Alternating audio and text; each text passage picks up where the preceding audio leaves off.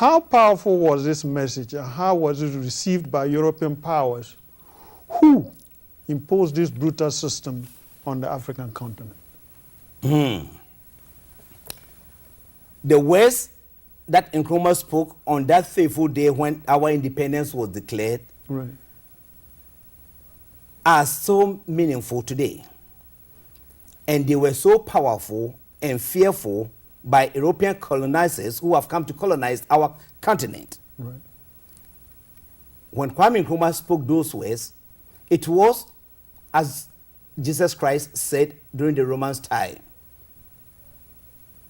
The condemnation of corruption that was existing in the Roman Empire was equally the same as what was happening on the continent of Africa.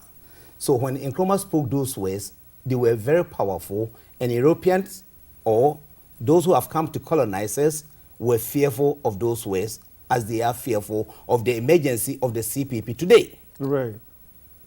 I see. Professor Nkansah, how did Nkrumah come to be recognized as the father of African nationalism? It was not by accident. Kwame Nkrumah was a very energetic person who spent his time and life doing what mankind needs to do for each other. Kwame was a selfless person who never thought about himself, neither his children or his, let's say, his general family. But he thought about the whole continent as himself. He placed Nkrumah in the middle or in the center of the African discussion. Therefore, when you speak of African or Pan-Africanism, Kwame Nkrumah was born and bled or was born and fed in the Pan-African movement. I see. He became the father of Pan-Africanism after W.E.D. Du Bois, who has come to an age, realized that the movement needed a young and energetic person who can carry on with the struggle for black men and women on the face of this earth, irrespective of where they were living. I see. Most Africans are familiar with Pan-Africanism, and you just mentioned Pan-Africanism, but have no grasp of the role Nkrumah played in the 1945 Manchester Conference. Could you enlighten us on that? Well, yes, we can shed a little bit light on that kind of movement and what really took place in Manchester.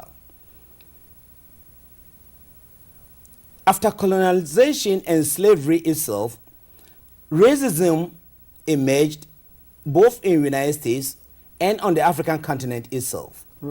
So African nationalists, with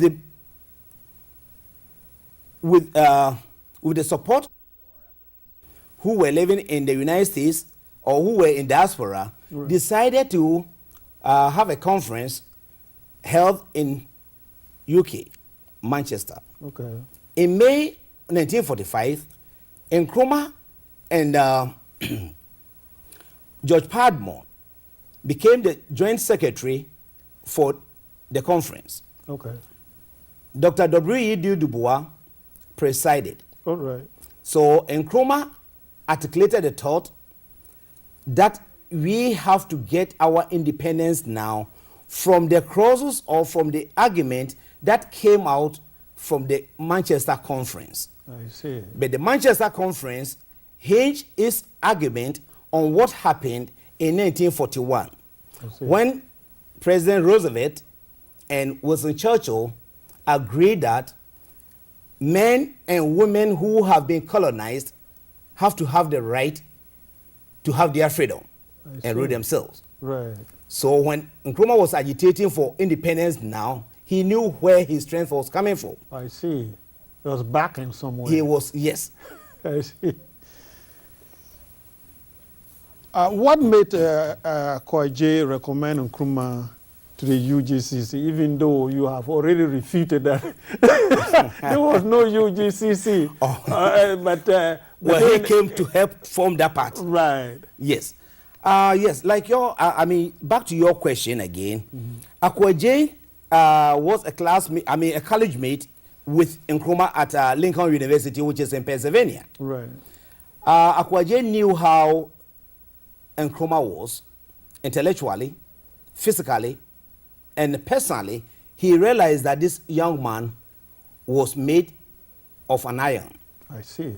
Therefore, if you needed somebody to organize anything, he was a person who was not going to say, I am tired or whatever. Right. And he had the organizational skills. I see. So the reason why Akwanje recommended that, since those who have come from the ivory towers right. were just relaxing and thought about themselves that, well, we're going to negotiate and get power for ourselves instead of getting power for our people, Akwanje, in his wish and his rightful thought at that moment, decided that, well, if we really want to move on with this movement, right. we have to get somebody who can organize the movement very well. What kind of man is Akwaje that even though he studied at Lincoln University, he was already there in Ghana, he didn't say he could do it, but he said this is the man who is capable of doing it. Well, do we have those kind of people these days? Yes, we do. Right. There are some people who will definitely come out and tell you, well, this is not my field. Right. And those are the genuine people who will always want an organization to move forward. I see. Even if it wasn't because of jealousy, Dr. Dankwa himself, if we do remember very well of what he said during the 1940s, right. Dankwa himself strongly said, if anybody was going to fail you, meaning Ghana, right. or the Gold Coast by then, Kwame Nkrumah would never fail you. They saw in the man something that we who weren't alive at that period right. didn't see. I see. They knew he was genuine. They knew he was a fighter. They knew he was a person who you could deal with. He was, like Americans would say today, a people's person. I see. As the name of this show implies, African traditionalism believes in its sacrifice. For those who don't know, Crispus Attucks sacrificed his life and ignited the Boston Tea Party and the American Revolution. Why it took 3 martyrs, Ajete, Lamte, and Atipoy, to ignite positive action and the African Revolution is not clear. But could it be the size of the African continent? Well, that can be one possibility. But the other possibility that I will allude to is the fact that there were almost 3 injustices in our continent. Slavery, colonialism, and disunity or dismantling of the African fabric itself. Before Europeans came in contact with Africa, Africans didn't have boundaries, but yet we knew where our line of properties extended to. True. Therefore, these 3 medals that came on the 28th February 1948 Right. was not an accident.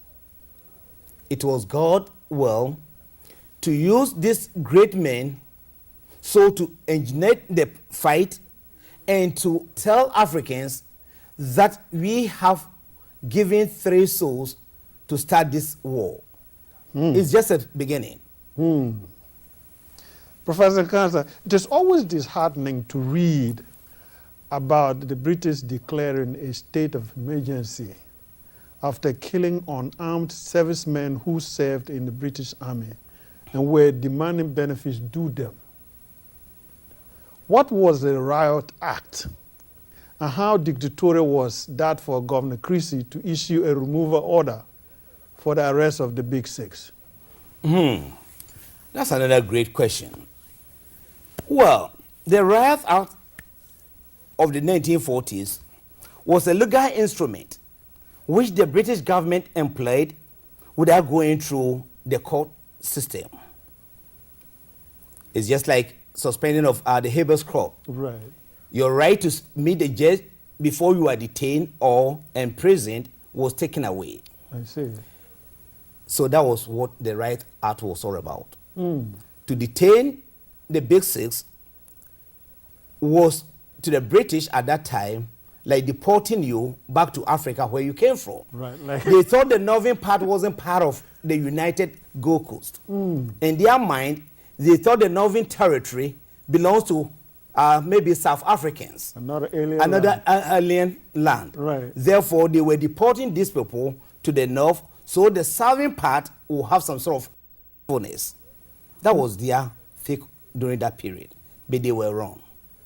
So the Riot Act is like more like a dictatorship, or a military dictatorship. Well, in a nutshell, we've seen this happening in history. Or decree, that's what I want to say. It's just like a decree, right. Or you suspend the Constitution. Mm-hmm. When the Constitution is being suspended, right. You use decree or martial law to rule. Right. And this is exactly what the British were doing. Oh, I see.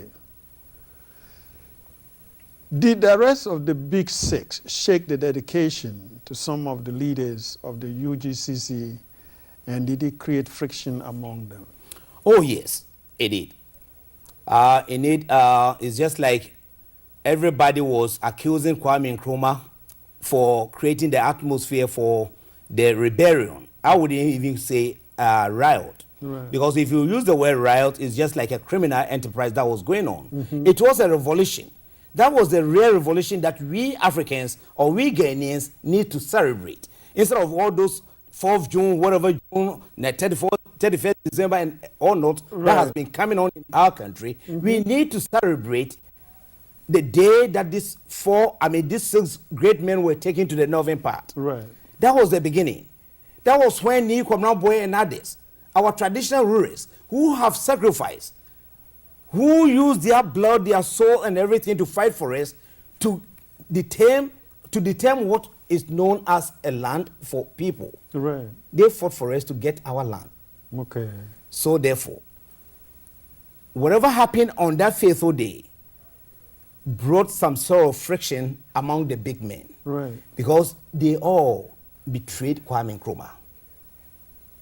That's the reason why some people have come on board today challenging, why do we have to honor those who have betrayed the revolutionarist, Kwame Nkrumah? Right. Because without Nkrumah, we would never have been where we are today. Never. Maybe we will still be enslaved by our colonizers. What specifically led Dr. Kwame Nkrumah's resignation from the UGCC? Well,